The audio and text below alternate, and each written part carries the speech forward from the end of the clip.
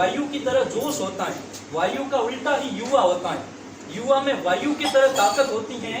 कहने का मतलब जो भी काम कर रहे हैं अगर जुनून नहीं है तो वो जवानी भी कोई काम की नहीं। मुझे एक पुराने फिल्म की गाने की चंद पंक्तियां याद आ रही हैं कि उन आँखों का हंसना भी क्या जिन आँखों में पानी ना हो, वो जवानी जवानी क्या जिसकी कोई कहानी ना हो, कोई कहानी ना हो। यानी हर जवानी के अंदर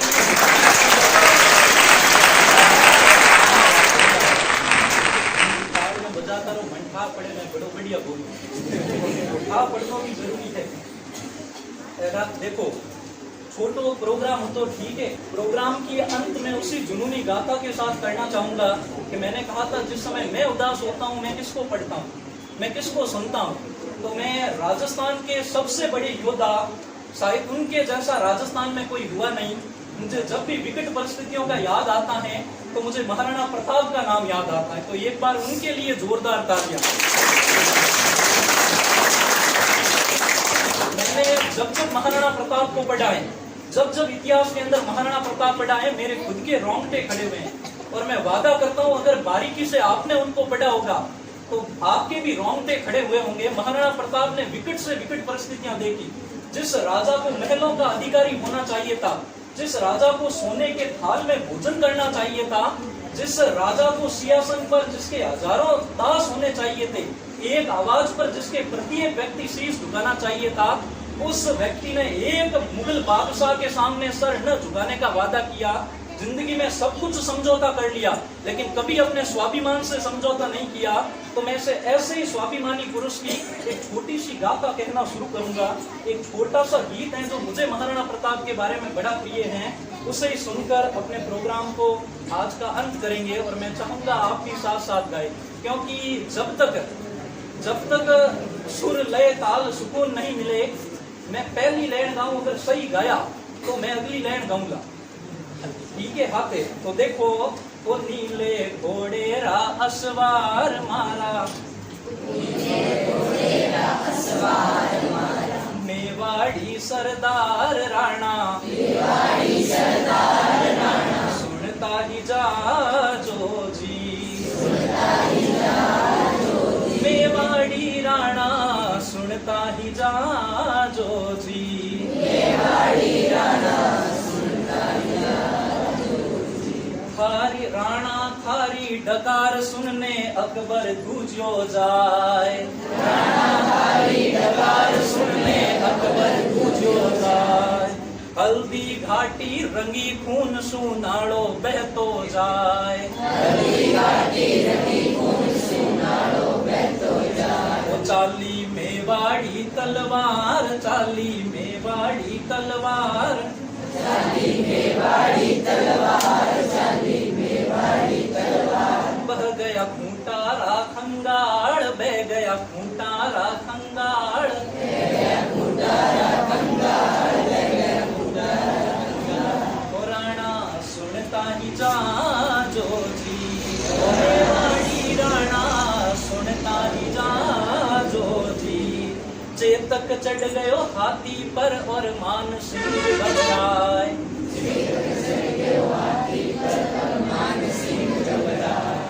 युद्ध में एक ऐडो वर्णन आया करे जिस समय हमें कहते हैं कि हल्दी घाटी के युद्ध में महाराणा प्रताप चारों तरफ से अपने शत्रुओं से घिर जाते हैं। हजारों तलवारें उनके सामने थी, मुगल सैनिकों की संख्या असंख्य थी और महाराणा प्रताप अपने थोड़े से सैनिकों के साथ युद्ध कर रहे थे।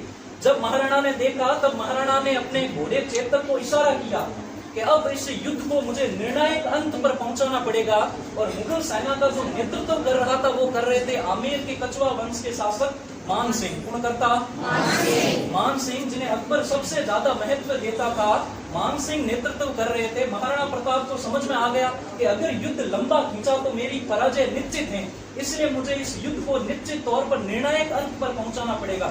और उनका जो घोड़ा चेतक, उन्होंने चेतक को इशारा किया कि जो मान सिंह हाथी पर बैठा है चेतक सीधे उस पर हमला कर, और इतिहासकार लिखते हैं, गौरीशंकर हीराचंद ओझा लिखते हैं कि चेतक सीधे भागता हुआ गया जिस मर्दाना नाम के हाथी पर बैठा था मान सिंह, तो चेतक ने जाते ही दोनों जो पैर थे वो उस हाथी पर टिका दिए। तो उसी के ऊपर कवि की पंक्तियां लिखी गई कि चेतक चढ़ गयो हाथी पर और मान सिंह घबराए, भालो फेंक्यो महाराणा जद होदो टूट्यो जाए। अब आपको पता होगा कि महाराणा प्रताप के पास एक मिसाइल थी, ब्रह्मोस से भी खतरनाक थी, ठीक है, जिसका रूस आड़ा अबे बरसारिया है, उससे भी खतरनाक एक मिसाइल थी महाराणा प्रताप के पास। महाराणा प्रताप के पास कहा जाता है असंख्य बल था, 80 किलो का उनका एक भाला था जिनको महाराणा 1 किलोमीटर दूर फेंक देते थे, ठीक है, 80 किलो का महाराणा का भाला, ऊपर से उन्होंने 150 किले का लोहे का कवच पहन रखा है, और उस समय मेवाड़ के लोहे के कवच ऐसे बनते थे कि कोई मुगल तलवार उनको भेद नहीं पाती थी, कोई भेद नहीं पाती थी, उनका वजन भी अत्यधिक होता था। अब सोचो 80 किलो का भाला, 150 किलो के कवच पहने हुए, ऊपर से महाराणा का वजन, सोचो वो चेतक कितना ताकतवर रहा होगा जो 250 किलो लेकर इतनी स्पीड से दौड़ता था कि कोई घोड़ा उसका सामना नहीं कर पाता था, कोई भी घोड़ा उसका सामना नहीं कर पाता था। तो इसीलिए कहा गया कि चेतक चढ़ गयो हाथी पर और मान सिंह घबराए, भालो फेंक्यो महाराणा जद होदो टूट्यो जाए। रण में घमासान मचवाए, रण में घमासान मचवाए, ओ बैरी रण सु भाग्या जाए राणा सुनता ही जा जो जी, मेवाड़ी राणा सुनता ही जा जो जी।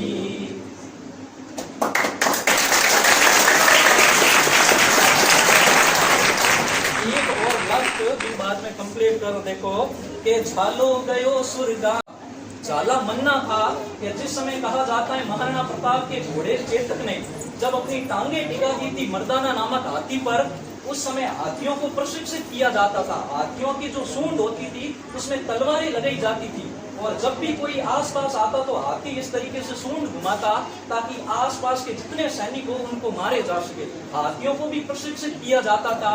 तो जैसे ही चेतक ने जो दोनों टांगे टिकाई थी वहां पर, तो हाथी ने जैसे ही सूंड घुमाई और चेतक की दोनों पिछली टांगे कट गई, ठीक है, और महाराणा जैसे ही भाला फेंका मान सिंह तो ओहदे के अंदर लुक गए।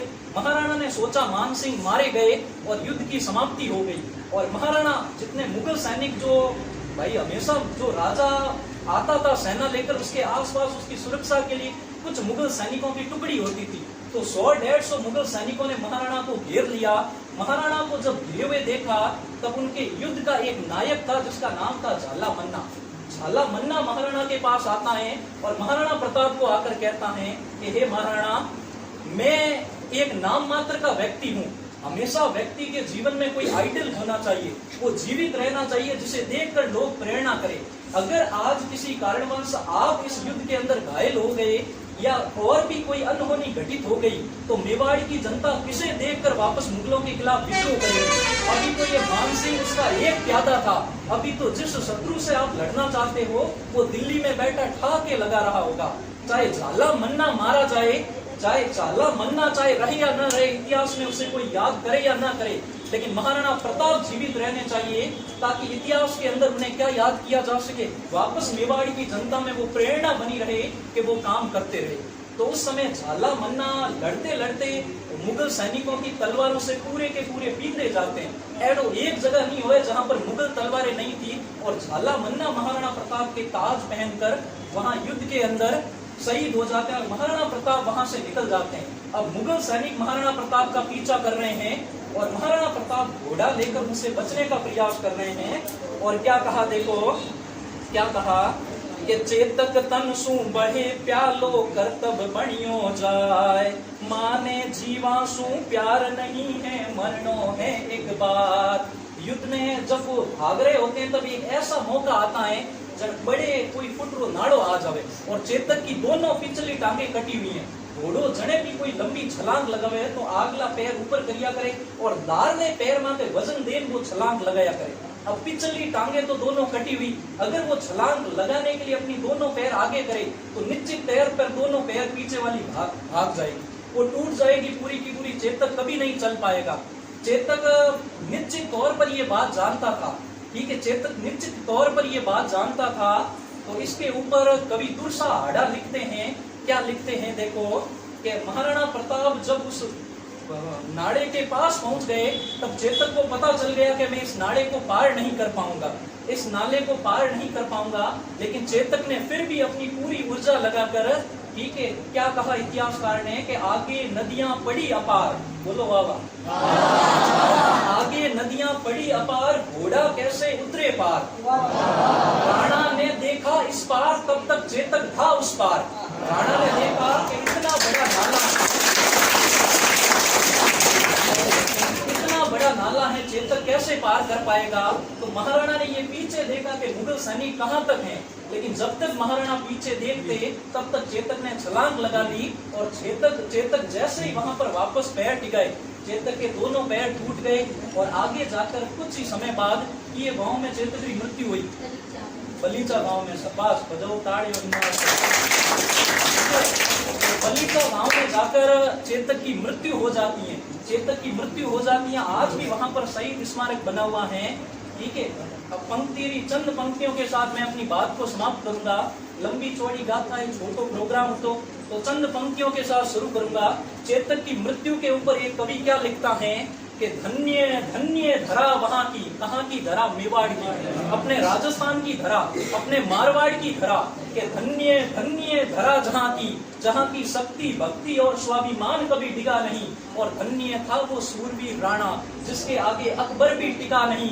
क्या फौलादी सीना था उस राणा का, क्या फौलादी सीना था उस राणा का, टकरा कर तीर हल्दी घाटी में गिर जाते थे और हिनाता था जब चेतक, और हिनाता था जब चेतक मुगलों के छक्के छूट जाते थे।